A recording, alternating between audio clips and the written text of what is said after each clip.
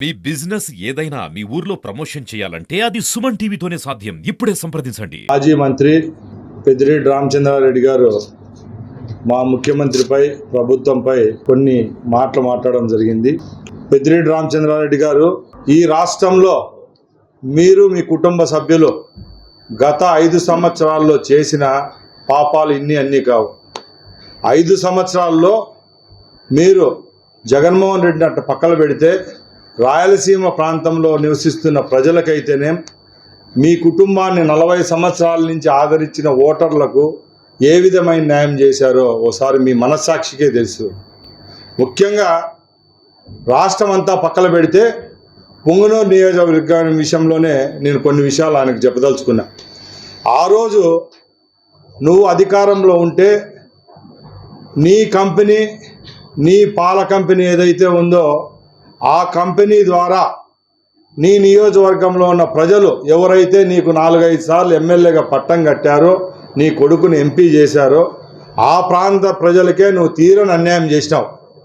ఆ రోజు మార్కెట్లో పాలు 28 రూపాయలకు ఇంటర్నేషనల్ కంపెనీలు, భారతదేశ కంపెనీలు కాదు, ఇంటర్నేషనల్ కంపెనీలే 28 రూపాయలు పాలు కొనే రోజుల్లో నువ్వు బెదిరించి 18 రూపాయలకే రైతుల ద్వారా పాలు సేకరించినావా లేదా అని మేము అడుగుతున్నాం.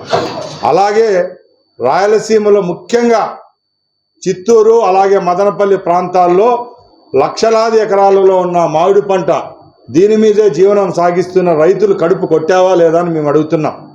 ఆ రోజు నువ్వు సొంతంగా స్థాపించిన నీ పల్ప్ యూనిట్లకు భారతదేశంలో ఎక్కడ చూసినా రైతులకు వాళ్లకు ఏదైతే గిట్టుబాటు ధర అయితే ఉంటుందో మామిడి పండ్లకు ఆ రేటు 12-13 రూపాయలు ఉన్న కాలంలో కూడా నువ్వు కేజీకి 8 రూపాయలు లెక్కన టన్నును 8,000 రూపాయలు కొని ఎందరో రైతులు కడుపు కొట్టింది నువ్వా కాదా అని మేము అడుగుతున్నాం. ఈరోజు అవన్నీ పక్కన పెట్టి నువ్వు గౌరవనీయ ముఖ్యమంత్రి చంద్రబాబు నాయుడు గురించి మాట్లాడడం చాలా హేయమైన చర్య. ఎందుకంటే గత 2 రోజులుగా ఏ పేపర్లో చూసినా, సోషల్ మీడియా ప్లాట్ఫామ్లలో చూసినా కూడా పెద్దిరెడ్డి రామచంద్రారెడ్డి అనే గజ దొంగ ఆ రోజు గనులు, అలాగే రాష్ట్రంలోకి సంబంధించిన ఫారెస్ట్ మంత్రిగా, అలాగే రాష్ట్రంలో పంచాయతీరాజ్ మంత్రిగా పనిచేసిన కాలంలో ఎక్కడైతే ఏ శాఖకు మంత్రిగా పనిచేసినాడో ఆ శాఖకు సంబంధించిన ఆస్తులన్నిటినీ లాక్కున్నావా లేదా అని మేము అడుగుతున్నాం.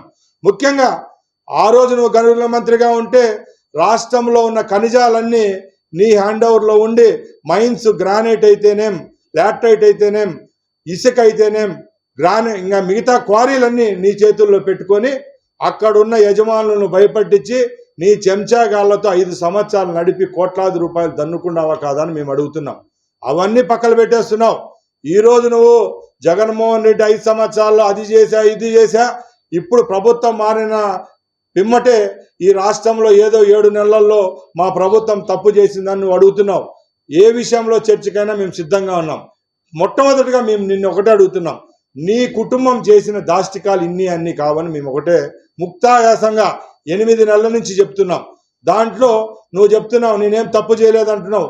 తప్పకుండా చట్టంపై, న్యాయంపై మాకు నమ్మకం ఉంది కాబట్టి ఈరోజు పెద్దలు చంద్రబాబు నాయుడు గారి నాయకత్వంలో కూటమి ప్రభుత్వం ఏదైతే ఉందో ఎవరి మీద కక్ష సాధించకుండా చట్టానికే వదిలేశాం. మీరు అంటున్నారు ఈరోజు, ఆ రోజు మదనపల్లిలో ఎక్కడైతే ఫైల్స్ దగ్ధమయ్యాయో ఆ కేసులో పురోగతి ఏదని మీరు అడుగుతున్నారు. మేము చెప్తున్నాం, ధైర్యంగా చెప్తున్నాం, అతి త్వరలోనే మదనపల్లి కేసులో నువ్వు, నీ మాధవరెడ్డి, అలాగే నీ భార్య పేరుతో ఉన్న అక్రమాస్తులు, నీ కొడుకు పేరు, మీ తమ్ముడి పేరుతో ఉన్న ఆస్తులు అన్నీ వెలుగుతీసి తప్పకుండా ఊచలు లెక్క పెట్టే రోజు ఆ పరిస్థితి నీకు, నీ కుటుంబ సభ్యులకు వస్తుందని చెప్తున్నాం. ఎందుకంటే నీలాగా దొడ్డిదారిలో వచ్చి కేసులు లేకున్నా కూడా కేసులు బనాయించి అరెస్ట్ చేసే సాంప్రదాయం, సంస్కృతి మా ముఖ్యమంత్రికి లేదు.